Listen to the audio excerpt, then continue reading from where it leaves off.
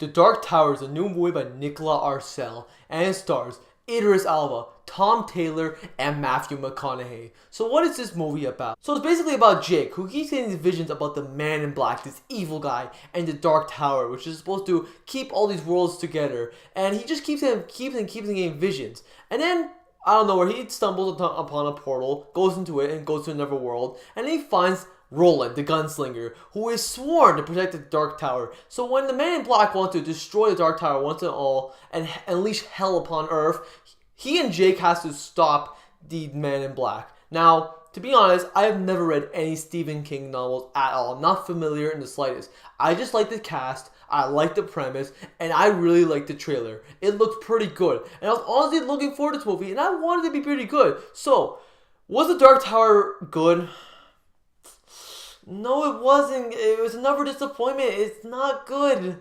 But we need to talk about the things this movie actually gets right. And first of all, is the actors. The actors does the absolute best they can with the pretty bad material they got. First, we'll talk about Tom Taylor. Now, this kid's pretty young. I've never seen him in anything, and he gave a very good performance. I can see his kid going to many other good movies. Like, he had a pretty good serviceable performance. And also, we gotta talk about Idris Elba. Idris Elba leads the movie very well. Just shows off his good gunslinging skills. Very good nuanced performance. Now let's talk about Matthew McConaughey. Now, Matthew McConaughey, on the surface of his character, gives a very mesmerizing and creepy performance. And he does a very good job with the material given. We'll get back to that later. But the cast overall, solid. They did the best they can do with the material. Now let's also talk about the action. Now, the action is just good. It's good. Nothing amazing. Nothing I'll think, oh my god, the action is so amazing. No. It's not like Atomic Blonde, that one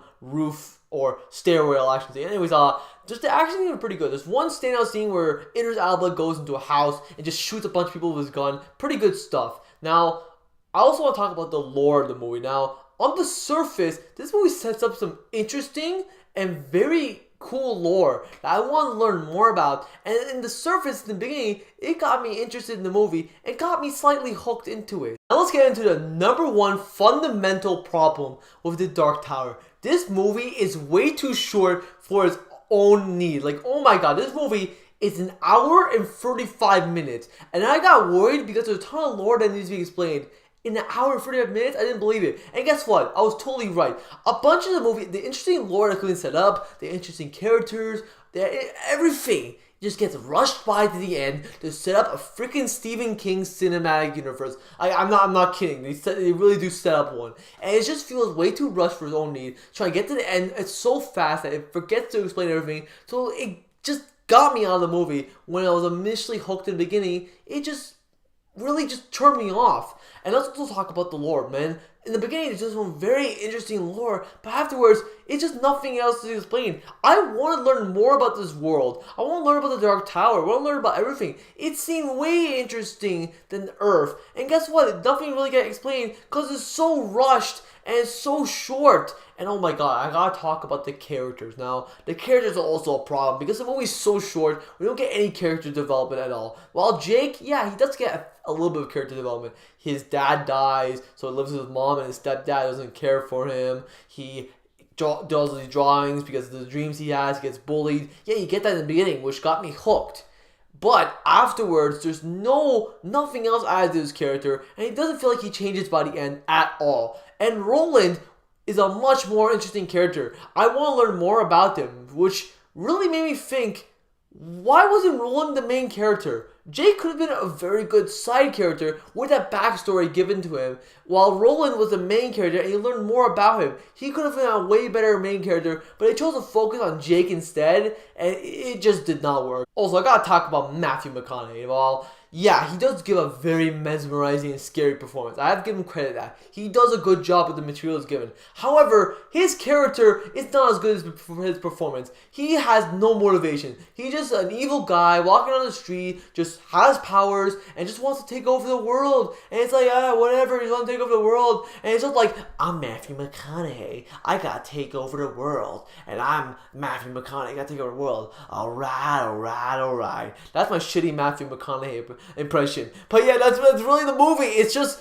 He has no character. Also, I gotta talk about the other problems in the movie. The CGI is pretty awful. At some points, I was like, yep, CGI, CGI, CGI. And then near the end, there's one character that does a CGI jump. And I laughed out loud in the video. I was the only one who did it, but I laughed. It was pretty cringeworthy. And also, yeah, the lighting. There's also one scene that has very poor lighting, probably to hide the bad CGI, but I couldn't tell what's going on. There's also some pretty poor edits. And also, I gotta talk about the script. The script is a Akiva Goldsman script. He's written a lot of garbage, and yeah, the script is just on the dialogue. It's pretty cringeworthy. Yeah, that's why The Dark Tower is pretty bad. Overall, guys, The Dark Tower, it's whatever. It's just mediocre. That's the thing. The movie, it's not the worst thing I've seen all year. I don't sound pissed off at all, because the movie's just whatever. At the end, I just said whatever. That's the thing. It's watchable at best, bad at worst. It's not the worst thing. I could watch it. I didn't want to kill myself, but this movie,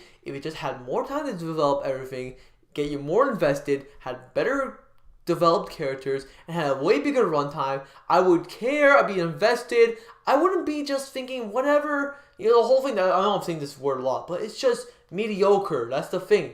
It's just bleh. Like, honestly, I have to give The Dark Tower a 4 out of 10. Like, honestly, if you're interested in the movie, I just say rent it when it comes out. Otherwise, if you weren't convinced by the trailers, don't watch this movie. It's just a poor attempt to set up a Stephen King cinematic universe. Alright guys, if you like this video, please give me a like, favorite, and subscribe. Tell your friends about the video. Share it around, give me more exposure, and get me motivated to make more reviews. Weekly reviews are coming out soon. I can't wait to bring you guys more reviews. Anyways guys, I'll see you guys in the next video.